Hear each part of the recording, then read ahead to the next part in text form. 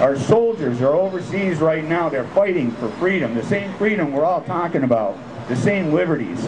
What are they going to think when they come home and find out that we let it go?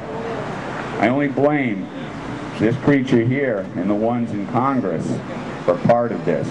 The rest of the blame is ours. We own that. We let things get to where they are right now. So I'm here more as an organizer, I guess you could say. I want to bring all these groups. There's got to be a dozen, 2 dozen different groups represented here today. National groups, state groups, little town groups. It doesn't matter. I think I have great confidence in our collective wisdom and our collective abilities. We have a lot of skills and interest amongst us all, and if we focus those, if we all do what we do best and focus with surgical precision on something, we need to find something here in our state of Massachusetts to lead by example, show the other states of the Union that they can do the same thing. We need to find something in common that we all can work on. We can pick a target publicly, pick something, and say this is what is causing the most degradation to our Constitution here in the Commonwealth. I propose to you, we're here today about the Federal Reserve. We have a congressman in office that is probably one of the leading contributors to what we're dealing with today, and his name is Barney Frank. I want to put that name out there. Who is right? Who is right? That he has had that out at the Fed bill on his desk for some time now. He's done nothing to push it out.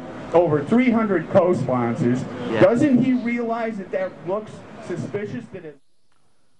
So I went to that protest for a reason, and I learned something this week. Actually, not even at the protest, but I learned something.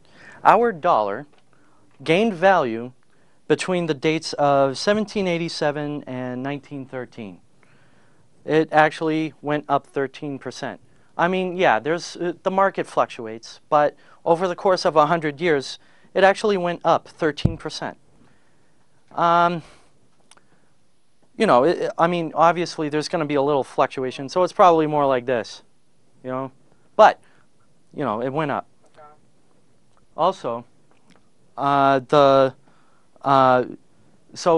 between 1913 and now, the dollar has lost 96% of its total worth. So, I mean, this isn't perfect, so it's more like 113 over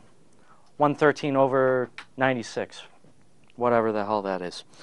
So, you know, it's around 5% of its original value here in 1787. So, now why does the price of gold go up? Well, it's actually the price of the dollar going down. You know, we've talked about that. That's just straight up inflation. So, if you have, let's see, you got gold price and the dollar. Gold, let's put it this way. Okay, so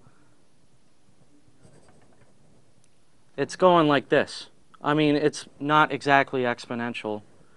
You know, it won't be exponential, but you see a derivation, you know, here. I mean, there's a correlation. It's very direct. You know, this is 1913, you know. So I should be saying this.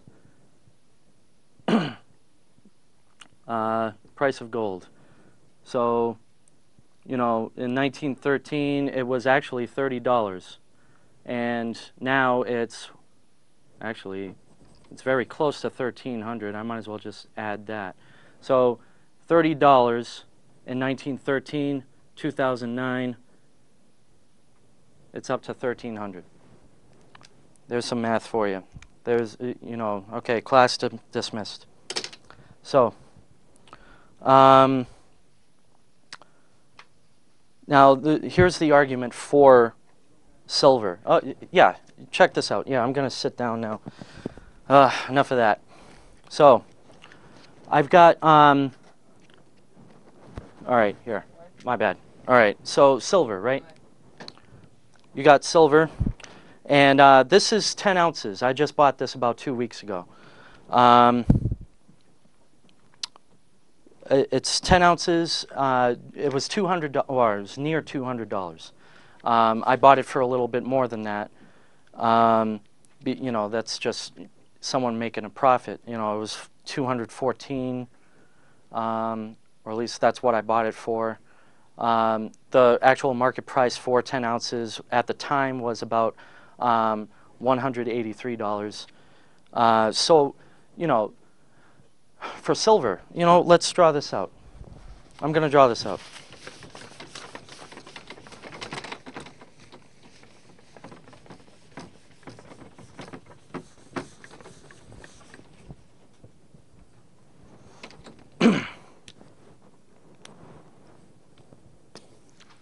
You thought class was dismissed.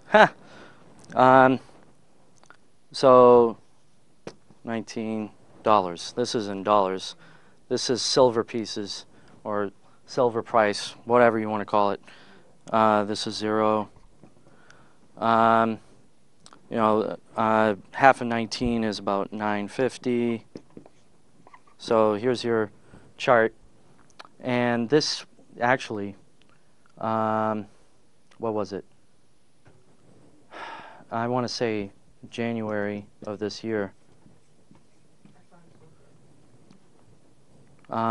In January, the price of silver was actually around 17. And then it went down in June. It actually kind of just plummeted to, yeah, around 950. I think it was more like $8. I'll say $8. So it did this little dive here.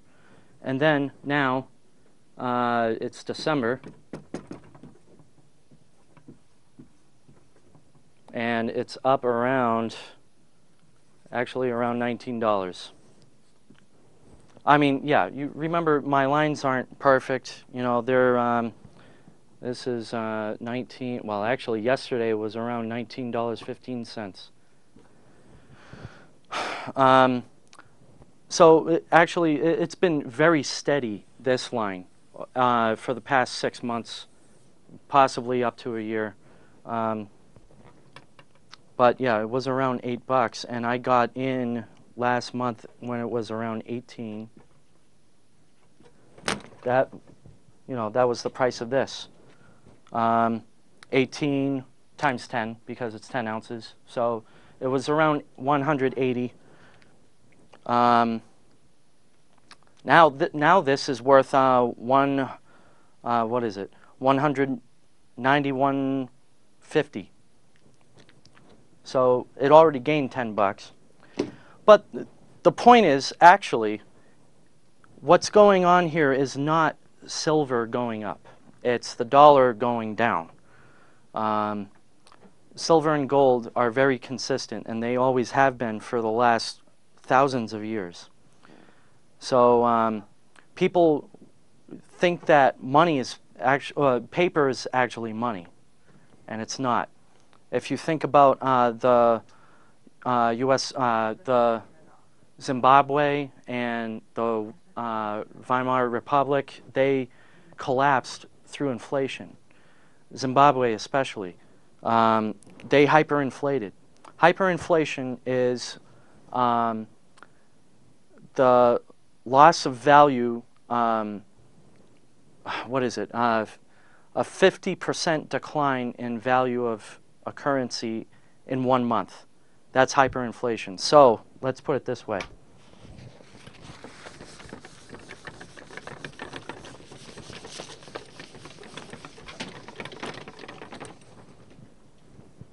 Oh man, I lost the red marker. All right, so if you got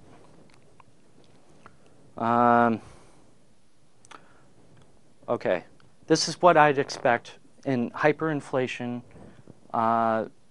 compared to gold, and the price of gold. So I don't want to, okay, this is an estimate of the gold price right now. It's around $1,200.